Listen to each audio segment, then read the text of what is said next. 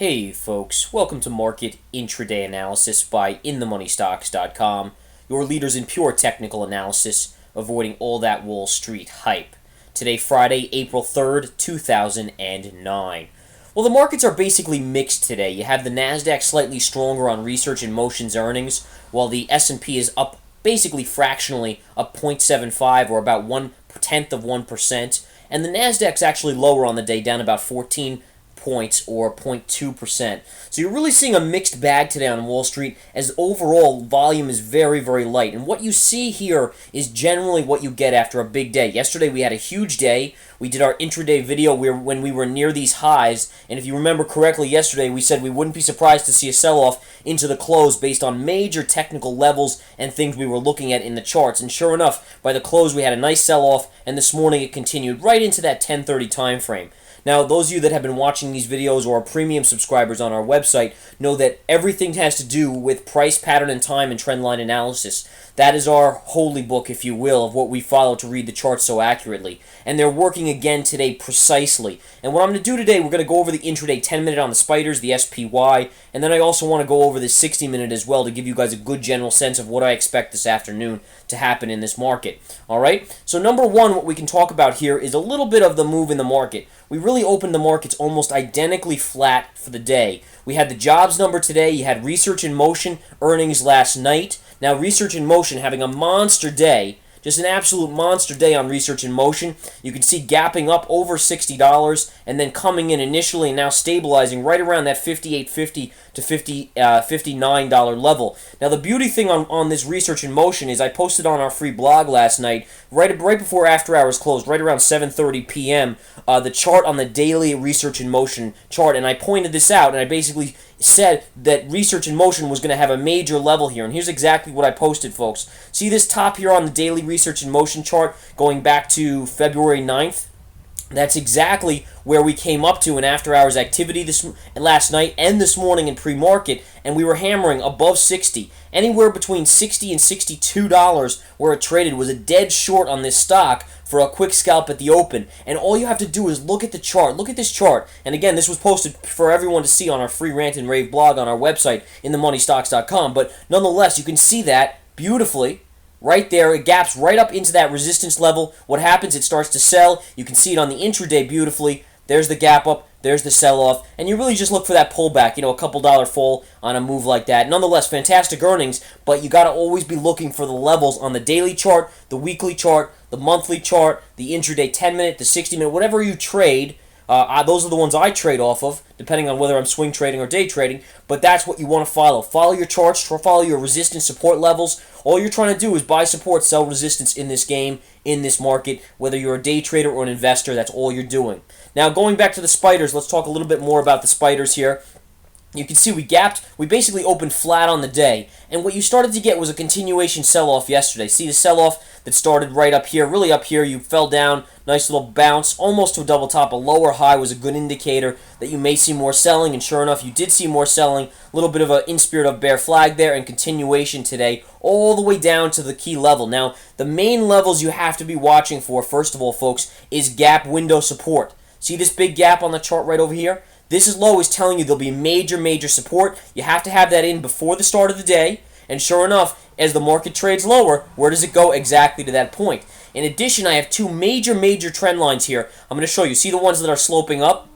These are major trend lines. One happens to be the exact low here. The other one happens to give you the high bounce. Now, I'm going to go back and show you where I got them from.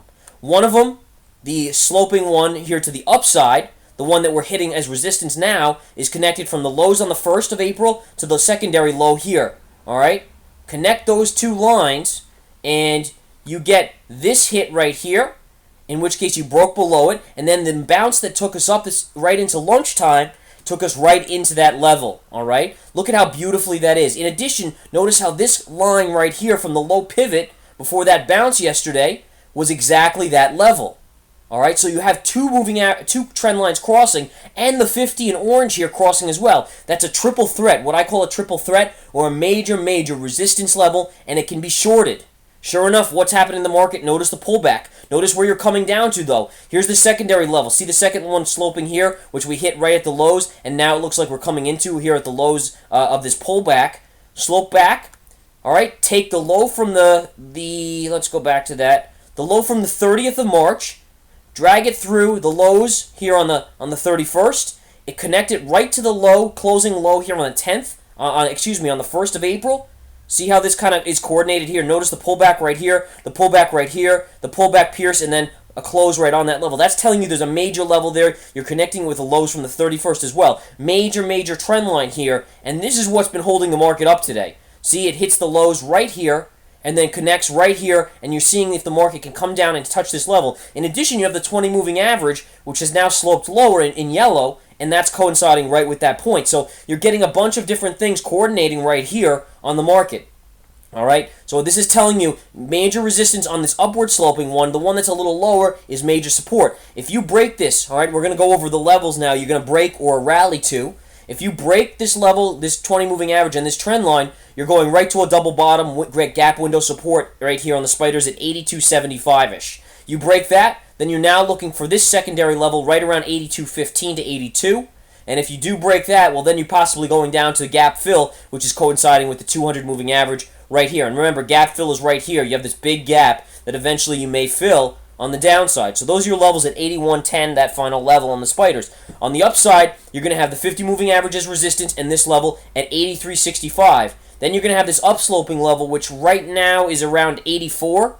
If that breaks, you're now talking about 84.25. And then these levels up here, you can combine them into one, really, right at the highs from yesterday, 84.50 to 84.60 will be resistance on the top side. That's the intraday levels. Those are your main levels to follow. Now, what are my projections for the rest of the day? Volume is very light. When you have light volume, you generally feel the market won't sell off hard because of the light volume. The market near term here in an intraday, multi-day area is still a little overbought.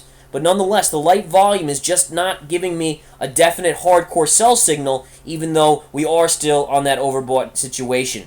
So the other thing you want to watch is Goldman Sachs. And I really want to go over that very carefully with you guys. We're going to look at that towards the end of this video and focus on why Goldman is such a key in today's market. Let's go to that right now.